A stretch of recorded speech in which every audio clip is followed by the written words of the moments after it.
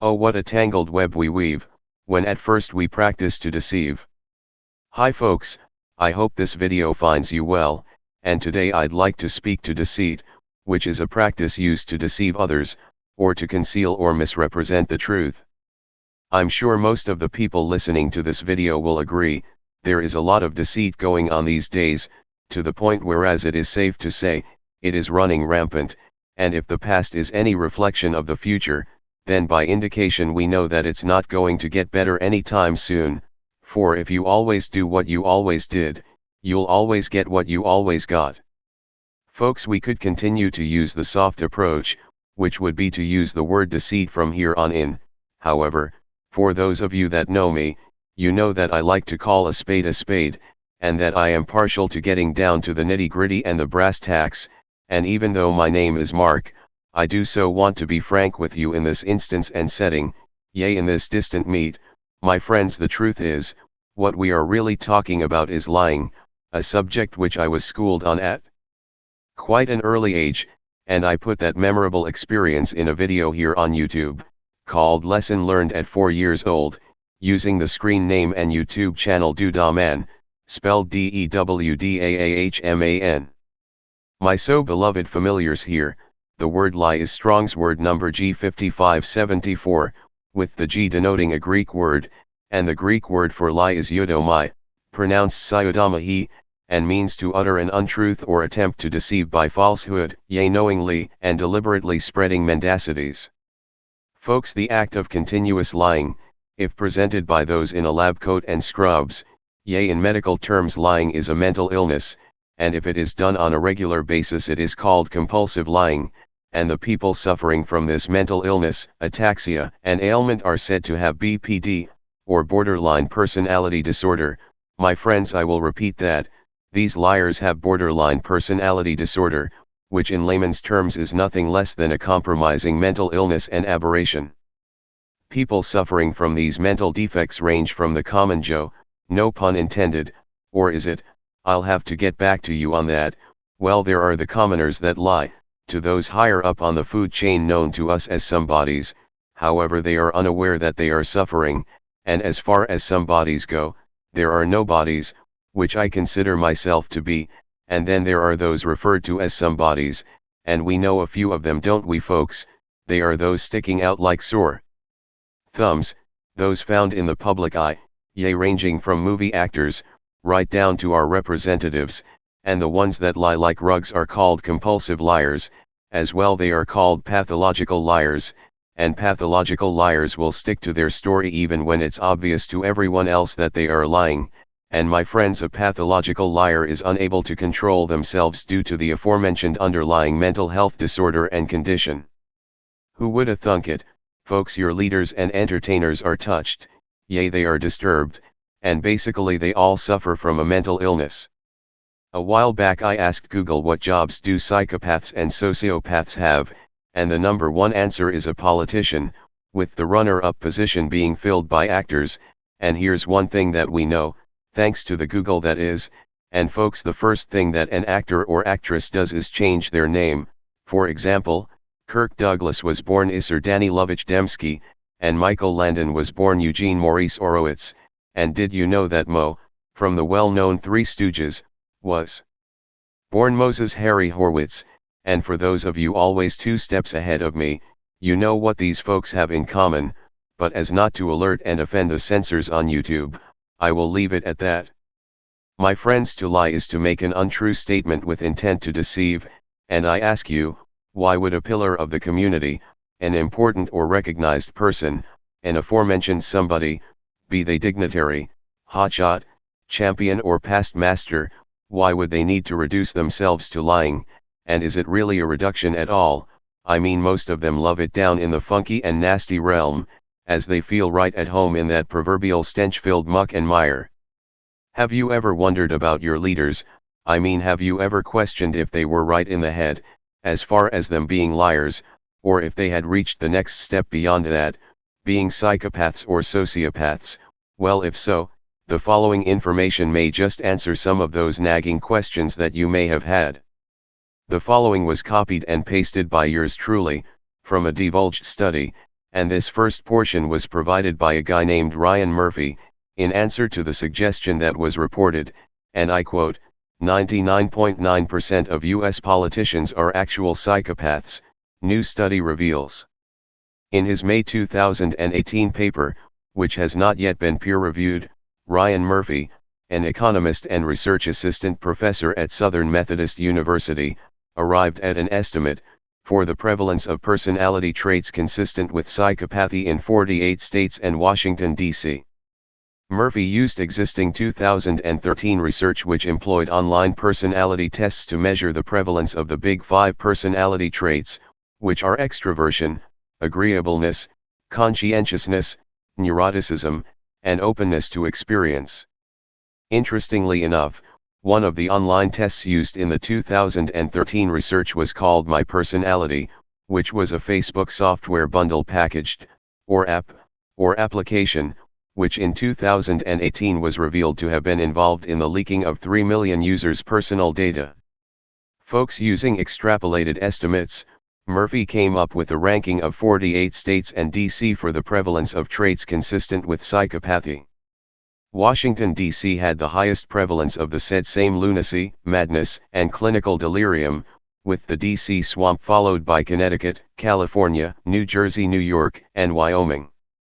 Furthermore concerning, research conducted by the University of Oxford psychologist Kevin Dutton found 10 professions with an unusually high proportion of psychopaths, and they are chief executive officers, lawyers, radio and TV news anchors and analysts, salespersons, surgeons, journalists, police officers, clergy, chefs, and civil servants.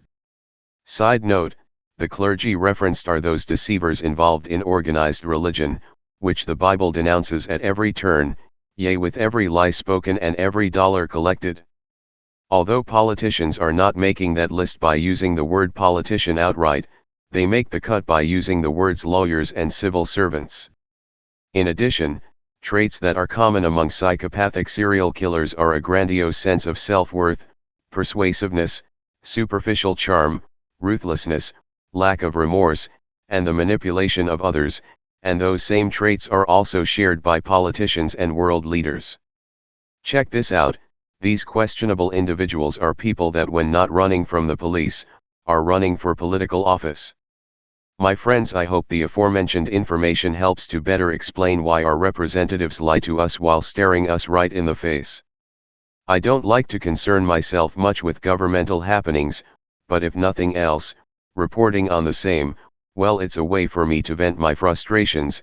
My friends, we know why they lie to us from their thrones in Washington, D.C., but it still doesn't answer the question as to how they are allowed to remain on those thrones once caught in a lie. For example, President Biden's State of the Union address was full of lies and mistruths. Folks, here are just a few of the lies that Dementia Joe has told.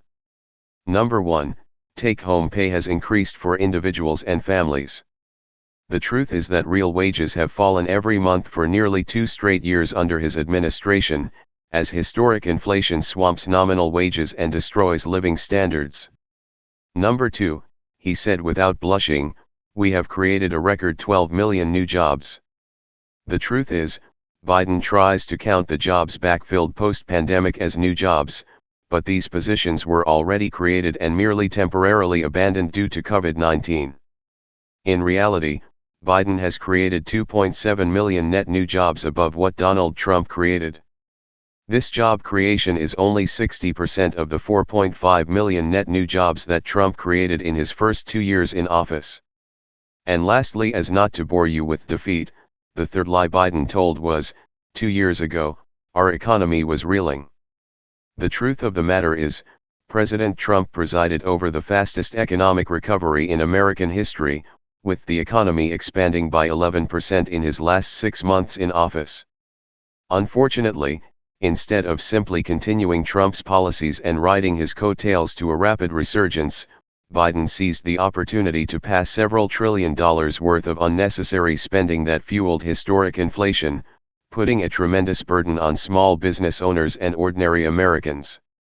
Folks, the bottom line is that we, as a country, outrightly suffers, as the bumbler-in-chief gloats, and he brags without ceasing, as he too suffers with not only dementia, but suffers from borderline personality disorder, and as he suffers with the same, though living with two fatal diseases, I suffer not, and to tell you the truth, as is my passion, I couldn't be doing better though I am somewhat noticeably slowing, and the most pain I feel is at the gas pump, as the only enjoyment that my wife and I have is taking rides on the back country roads, and none of the DC dogs encompass me whatsoever.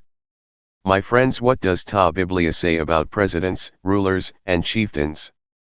Isaiah chapter 9 and verse 16. For the leaders of this people cause them to err, and they that are led of them are destroyed. Folks, listen to this, the same being suggested by another man of God, named Benson, for as we know, we are fed by those fed of our Father. He said, the leaders of this people, i.e., their governors, both civil and ecclesiastical, especially the latter, their teachers, or the false prophets last mentioned, cause them to err, and their governors compel them by power, and their teachers deceive them by false doctrines, and evil counsels, traditions and persuasions are the downfall of many. My friends, the false prophets, such as those that teach that you must go to their so-called churches, and the ones that say you must give 10% of your pay to them weekly, and that you must obey wickedness, and that we must bless the Israel located in the land of stolen sands, in order to be blessed of our Father. Folks, the Bible does not teach those things. Now, speaking to the government, and their governors compelling the people by power, my friends, you are led by the government and steered wrongly by the power that they hold over you, and it is mostly ill-gotten and power unjust, as they work for their father Satan. We know our duty, and in whom our faith is entrusted, as did the disciples, and we'll close with this, found in Acts chapter 5 and verse 17 through 29. Then the high priest rose up, and all they that were with him, which is the sect of the Sadducees, and were filled with indignation, and laid their hands on the apostles, and put them in the common prison. But the angel of the Lord by night opened the prison doors, and brought them forth, and said, Go, stand and speak in the temple to the people all the words of this life. And when they heard that, they entered into the temple early in the morning, and taught. But the high priest came, and they that were with him, and called the council together, and all the senate of the children of Israel, and sent to the prison to have them brought. But when the officers came, and found them not in the prison, they returned and told, saying, The prison truly found we shut with all safety, and the keepers standing without before the doors, but when we had opened, we found no man within. Now when the high priest and the captain of the temple and the chief priests heard these things, they doubted of them whereunto this would grow. Then came one and told them, saying, Behold, the men whom ye put in prison are standing in the temple, and teaching the people. Then went the captain with the officers, and brought them without violence, for they feared the people, lest they should have been stoned. And when they had brought them, they set them before the council, and the high priest asked them, saying, Did not we straitly command you that ye should not teach in this name? And, behold, ye have filled Jerusalem with your doctrine, and intend to bring this man's blood upon us. Then Peter and the other apostles answered and said, We ought to obey God rather than men. Side note, the Sadducees were a Jewish sect in rule, not unlike today, and there was a time whereas Jesus the mighty Christ had confronted them saying, Ye are of your father the devil, and for that truth he was crucified shortly afterwards. Yes folks, the words of our Master offended those in rule, the same who were cuddled up with the king, and I ask you, if you've ever wondered why presidents, while signing landmark legislation, are surrounded by men in black robes and white collars, with gold and silver crosses hanging from their necks, with some even wearing upside-down crosses, well now you know, as there is a partnership in earth between the children of Satan and their Catholic colleagues called Jesuits, and together they still praise the God of this world, being Satan himself, and folks, be it known and remembered, we are to obey God no matter the cost or outcome, and I would have it no other way, and on that note, be well, stay strong, and I thank you so much for listening, my friends.